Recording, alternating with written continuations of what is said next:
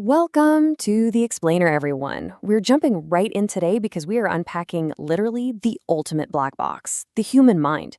I mean, if you've ever stopped and wondered, why on earth did I just do that? Or how exactly is my brain making sense of this crazy world right now? Well, you're in the right place. Let's dive right into this material and explore it together. So, to make sense of the whole shebang, we can actually break this vast, sometimes overwhelming landscape down into 6 distinct pillars. We are going to explore everything from the absolute nuts and bolts biological functions of your brain all the way up to those incredibly complex, squishy elements that forge our unique human identities. It's a massive topic for sure, but organizing it into these 6 pillars makes it so much more approachable. Here's our roadmap for this explainer. 1. Fundamentals of psychology. 2. Human growth and development. 3. Cognitive psychology. 4. Motivation and emotions. 5. Personality development. And finally, 6. Psychological disorders. Okay, starting with Section 1, Fundamentals of Psychology. To build a really strong understanding here, we need a solid foundation. You know, the actual word psychology comes from the Greek roots psycho, meaning knowledge, and logos, meaning study. Now, while studying the mind used to be strictly the realm of philosophy, mostly just folks relying heavily on observation and logic, modern psychology is actually a hard science.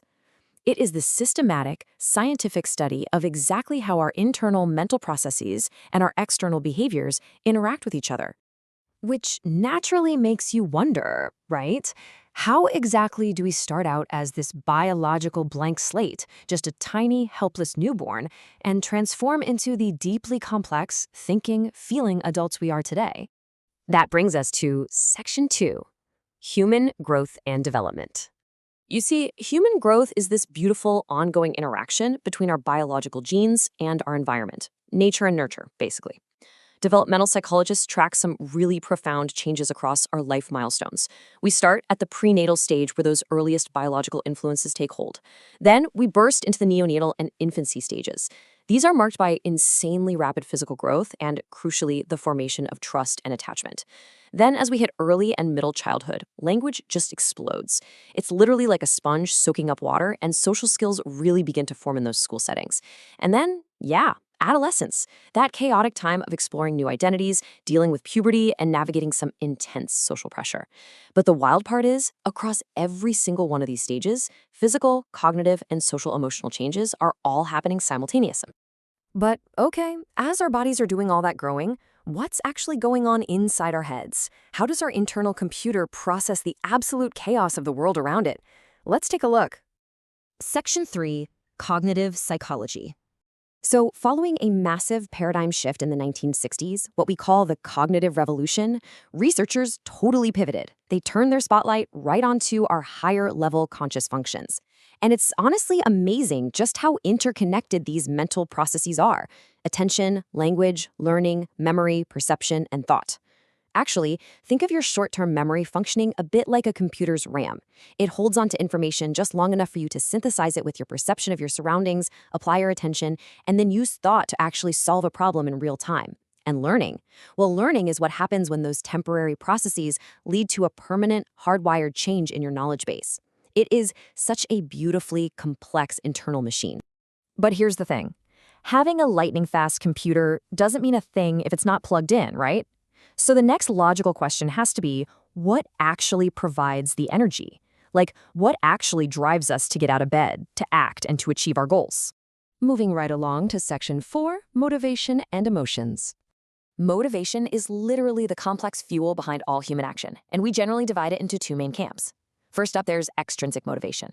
These are your external rewards, things like a paycheck, a shiny trophy, or even just social praise on the internet.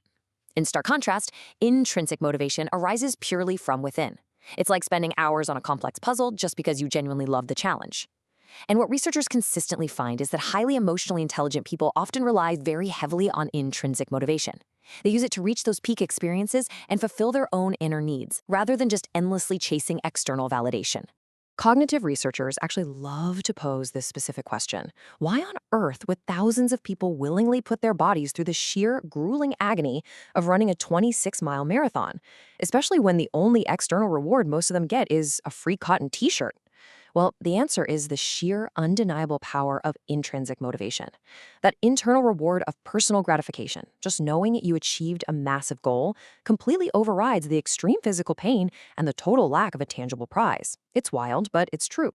So, okay, we all share these basic biological and psychological drives, but we obviously don't all express them the same way, which naturally leads us to ask, what unique combination of traits makes you, well, you? Let's jump into Section 5, Personality Development. Personality is basically our very own distinctive pattern of thought and emotion. And let's be real, we absolutely cannot talk about personality without mentioning the famous Sigmund Freud. He proposed this foundational psychodynamic theory that divided the human mind into three distinct parts. Honestly, it helps to think of your everyday decision-making as just a constant, exhausting negotiation between these three.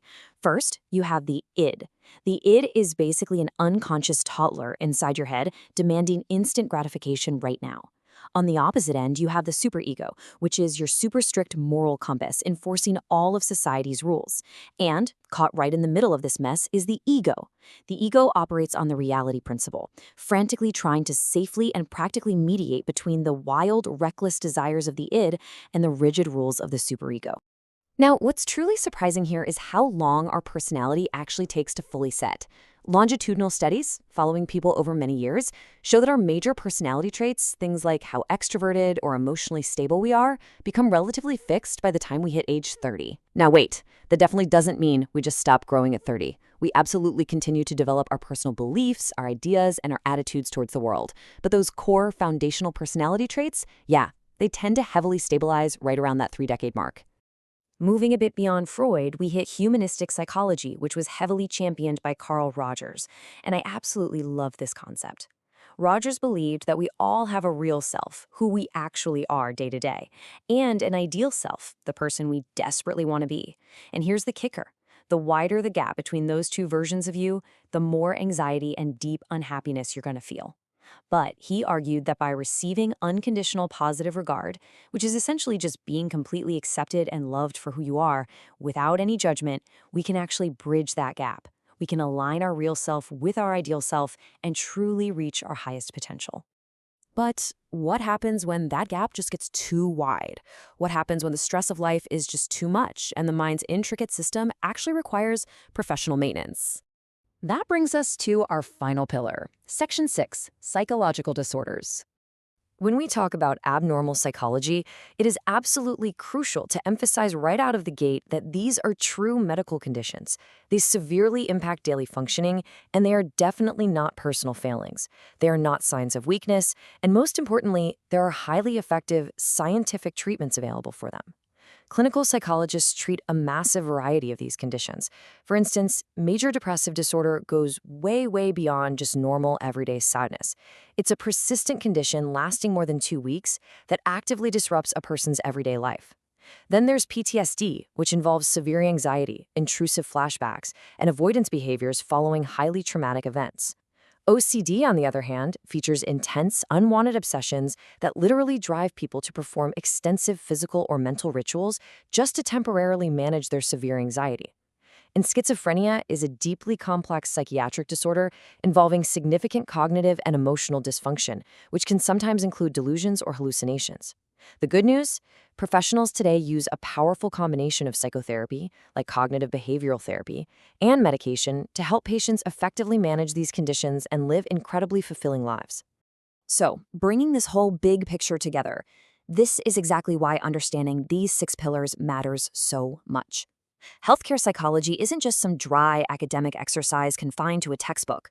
It actively helps us communicate better with our loved ones. It enhances our medical treatments. It gives us the tools to actually manage our modern stress. And it allows us to truly understand human behavior, literally from the cradle to the grave. Ultimately, it provides the vital insight we need for our collective well-being. To wrap up, I really want to leave you with a provocative thought to ponder. As you step away from this explainer and go about the rest of your day, take a second to analyze your own mind. Ask yourself, are you currently being pushed by a deep biological drive, a high-level cognitive process, a totally unconscious personality trait, or maybe an intense intrinsic motivation? Really think about it. Which pillar of psychology is driving your behavior today? Thank you so much for exploring the complexities of the human mind with me. And hey, keep learning.